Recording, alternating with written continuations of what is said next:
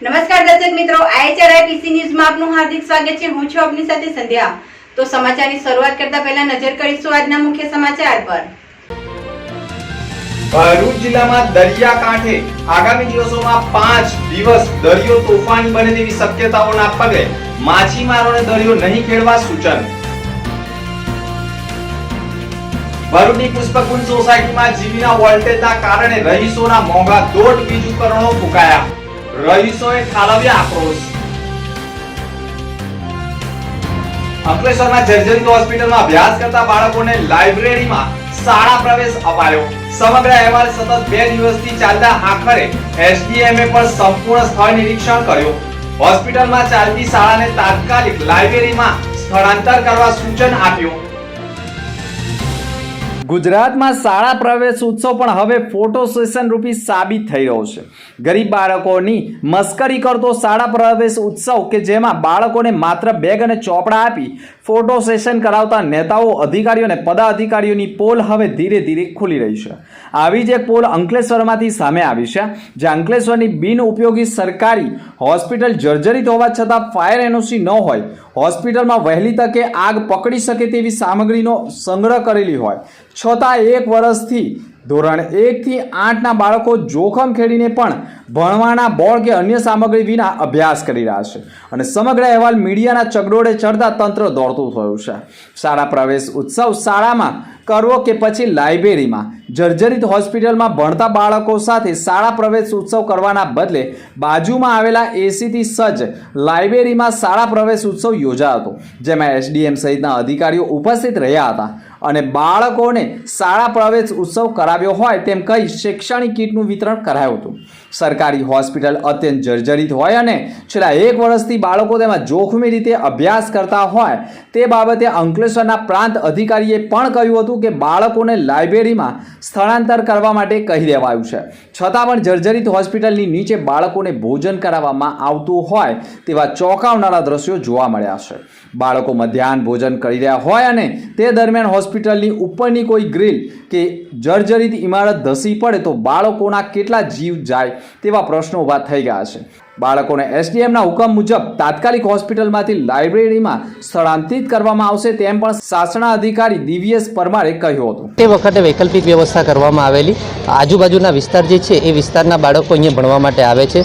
જો શાળાનું મકાન દૂર ખસેડવામાં આવે તો વિદ્યાર્થીની સંખ્યા ઘટે, એ પણ એક અસર થાય। બીજું, ટ્રાન્સપોર્ટેશનનો પણ પ્રશ્ન થાય। વાલીઓ ડ્રોપઆઉટનો પ્રશ્ન પણ ખૂબ મોટો હતો। તે વખતે વાલીઓને દૂર લઈ જવા માટે વાલીઓનો પણ એક વિરોધ હતો કે અમારા દીકરાઓ ખૂબ દૂર જશે તો ટ્રાન્સપોર્ટેશન કેવી રીતે લાવવાનું, કારણ કે અમારે ત્યાં જે વિદ્યાર્થીઓ ભણવા આવે છે એ મોટાભાગના ગરીબ કુટુંબના, મજૂર વર્ગના અથવા તો જે રોજે રોજ કમાઈને ખાનારા છે એવા લોકોમાંથી આવે છે, એટલે ટ્રાન્સપોર્ટેશનનો પણ પ્રશ્ન થાય। સવારે વાલીઓ સવારે વહેલા નીકળી જતા હોય એટલે નજીકની શાળા હોય તો વિદ્યાર્થીને આવવાનો કોઈ પ્રશ્ન ના રહે, એટલા માટે તે વખતે આ વૈકલ્પિક વ્યવસ્થા કરવાની હતી અને વૈકલ્પિક વ્યવસ્થા નીચેના અમારે જે પ્લોટ મળ્યો હતો ત્યાં અમે કરી છે। અત્રે ઉલ્લેખની બાબત એ પણ છે કે જે શૈક્ષણિક શાળા આરોગ્ય હોસ્પિટલમાં ચાલે છે તેની બાજુમાં જ લાઇબ્રેરી આવેલી છે અને આ લાઇબ્રેરીમાં શાળા પ્રવેશ ઉત્સવ યોજાયો હતો, જેના પગલે અધિકારીઓ જો પોતાની સુરક્ષા માટે ચીફ ગેસ્ટ તરીકે એસીવાળા હોલમાં કાર્યક્રમ કરી શકતા હોય તો છેલ્લા 1 વર્ષથી તો બાળકો જર્જરિત હોસ્પિટલમાં અભ્યાસ કરી રહ્યા હતા, પરંતુ મીડિયા ટીમની મહેનત રંગ લાવી હોય અને એસડીએમએ પણ તાત્કાલિક જર્જરિત હોસ્પિટલમાંથી શાળાના બાળકોને બાજુમાં આવેલી લાઇબ્રેરીમાં સ્થળાંતર કરવા સૂચનો આપી દીધા છે, પરંતુ છેલ્લા 1 વર્ષથી લાઇબ્રેરીમાં બાળકોને બેસાડી અભ્યાસ આપવા માટેની કેમ નોબત ન આવી? કેમ સીધા શિક્ષણ અધિકારી કે લાગતા વળગતા અધિકારીઓનું ધ્યાન ન આવ્યું? કેમ બાળકોનું 1 વર્ષથી જીવનું જોખમ ઊભું કર્યું હતું? તેવા અનેક સવાલો ઊભા થઈ ગયા છે, પરંતુ શાળા પ્રવેશ ઉત્સવ દરમિયાન સમગ્ર ભાંડો ફૂટી જતા ફરી એકવાર હોસ્પિટલમાં જર્જરિત હોસ્પિટલમાં અભ્યાસ કરતા બાળકોને લાઇબ્રેરીમાં સુરક્ષિત રીતે અભ્યાસ આપવામાં આવનાર છે।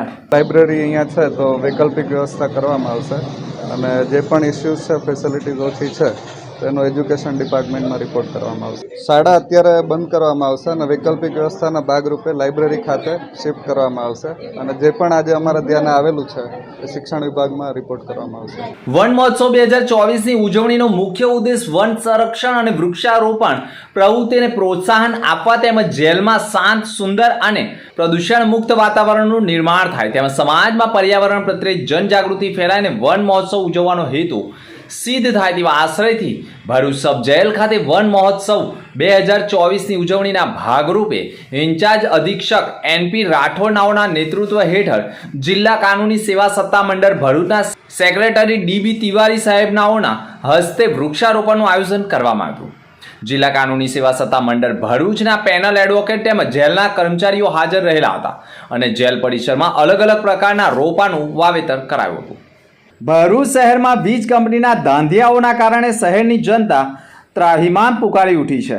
ઉનાળાની ઋતુ દરમિયાન અનેક વખત વીજ કાપની સમસ્યા શહેરીજનો વેઠી ચૂક્યા છે, તો હવે ચોમાસાની ઋતુ માંડ જામતી થવા પામી છે. ત્યાં જ GB દ્વારા આપવામાં આવતા વીજ પુરવઠામાં લો એમ હાઈ વોલ્ટેજના કારણે અનેક પરિવારોના વીજ ઉપકરણો ફૂંકાઈ ગયા છે.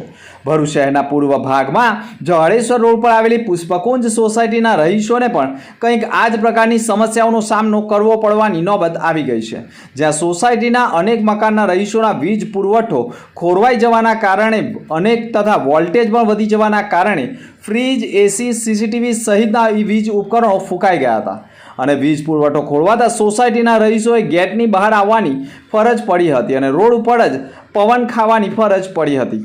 સ્થાનિક રહીશોએ ભેગા થઈ દક્ષિણ ગુજરાત વીજ કંપની તરફથી થઈ રહેલા આ પ્રકારની સમસ્યાઓ સામે આક્રોશ વ્યક્ત કર્યો હતો. ભરૂચ જિલ્લામાં ધોધમાર વરસાદ વહેલી સવાર બાદ વરસ્યો હોવાના અહેવાલો સામે આવ્યા છે. ભરૂચ જિલ્લાના અનેક તાલુકાના અનેક ગામોમાં બપોરના સમયે વરસાદી ઝાપટું થયું હતું. 15 થી 20 મિનિટ વરસાદ વરસ્યા બાદ ફરી વરસાદ લુપ્ત થઈ જતા બફારાનો લોકોએ અનુભવ કર્યો હતો.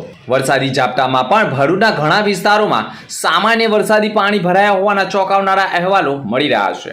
ત્યારે આગામી દિવસોમાં હજુ પણ વરસાદી માહોલ રહે તેવી આગાહી પણ હવામાન વિભાગે કરી નાખી છે. સૌરાષ્ટ્રમાં મેઘરાજા મહેર વરસાવી રહ્યા છે, પણ ભરૂચમાં હજી ચોમાસાની જમાવટ થઈ નથી. પણ આગામી દિવસોમાં વરસાદની આગાહી કરવામાં આવી છે. અરબી સમુદ્રમાં પવનો ફૂંકાવાની શક્યતાઓને ધ્યાને લઈ માછીમારોને આગામી 5 દિવસ સુધી દરિયો નહીં ખેડવા અપીલ કરવામાં આવી છે. ભરૂચ જિલ્લાના ભાડભૂત અને જંબુસરના દરિયાકાંઠા વિસ્તારમાંથી માછીમારો માછીમારી કરવા માટે દરિયામાં જાય છે. હવામાન વિભાગની આગાહી દરિયામાં 35 થી 45 કિમીની ઝડપે પવન ફૂંકાઈ શકે તેમ છે. દરિયો તોફાની બનવાની સાથે દરિયામાં કરંટ જોવા મળશે, જેથી દહેજ બંદરે સ્પિંગ ઓપરેશન દરમિયાન કાળજી રાખવા માટે જણાવવામાં આવ્યું છે. ભાડભૂત અને જંબુસરના માછીમારો અરબી સમુદ્રમાં બોટ લઈને માછીમારી કરવા માટે જતા હોય તો ન જવા માટે અપીલ કરવામાં આવી છે અને માછીમારોને આગામી 5 દિવસ સુધી દરિયો નહીં ખેડવા માટે પણ સૂચનો આપવામાં આવ્યા હોવાના અહેવાલો સામે આવ્યા છે. ભરૂચના દહેજ બંદર માટે હાલ કોઈ સિગ્નલ લગાવવાની સૂચના આપવામાં આવી નથી, પરંતુ દરિયામાં 35 થી 45 કિમીની ઝડપે પવન ફૂંકાઈ શકે છે અને પવનની ગતિ 55 કિમી સુધી પહોંચી શકે તેવી શક્યતાઓ વર્તાઈ રહી છે. ભરૂચમાં ગતરોજ વ્યાજખોર ઝુંબેશના પ્રારંભથી ફરિયાદીઓમાં વિશ્વાસ જાગતા એ ડિવિઝન પોલીસ મથકમાં ઊંચા દરે જરૂરિયાતમંદ લોકોને નાણાં ધરીને ઊંચું વ્યાજ વસૂલનાર સામે એ ડિવિઝન પોલીસ મથકમાં ગુનો દાખલ કરાયો છે. વ્યાજખોરના પુનઃ ફફડાટ ફેલાયો છે. ભરૂચમાં ગતરોજ પોલીસ વિભાગ દ્વારા વ્યાજખોર વિરુદ્ધ ઝુંબેશ અને જાગૃતિ સેમિનારનું આયોજન કરાયું, જેમાં ઉપસ્થિત લોકોને પોલીસ વિભાગ દ્વારા વ્યાજખોર વિરુદ્ધ જરૂરી કાર્યવાહી કરી અને જે કોઈ વ્યાજખોરના ત્રાસથી ભોગ બનેલા હોય તેવા વ્યક્તિઓને ન્યાય અપાવવા માટે બાહેધરી અપાઈ હતી. જેના ભાગરૂપે ભરૂચ શહેર એ ડિવિઝન પોલીસ સ્ટેશન વિસ્તારના ફરિયાદી માલતી રાજેશ ધોળાવાલા રહે દોડીકુઈ બજાર બળાનપુરા ખત્રીવાડનાએ પ્રફુલ્લ ઉર્ફે ગણેશ ફરસુભાઈ મુસાવાલા પાસેથી 60,000 રૂપિયા વ્યાજે લીધા હતા, જે રૂપિયાના માસિક 10% વ્યાજ ચૂકવી, જે પૈકી રૂપિયા 42,000 ફરિયાદીએ આરોપીને ચૂકવી દીધેલ. તેમ છતાં બાકી નીકળતા નાણાં માટે બળજબરીપૂર્વક માંગણી કરી તેમજ પૈસા નહીં આપે તો ટાંટિયા ભાંગી નાખવાની ધમકી તથા મારી નાખવાની ધમકી આપી હતી.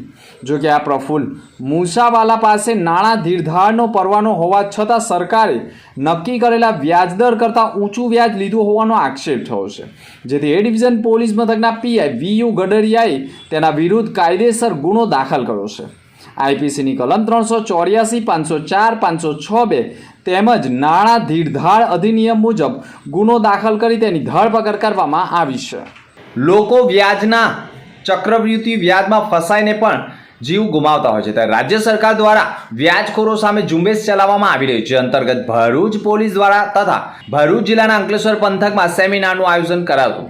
લોક વ્યાજખોરીના 20 ચક્રમાં ન ફસાય તે માટે લોકો જાગૃત કરવા સેમિનાર યોજાતો.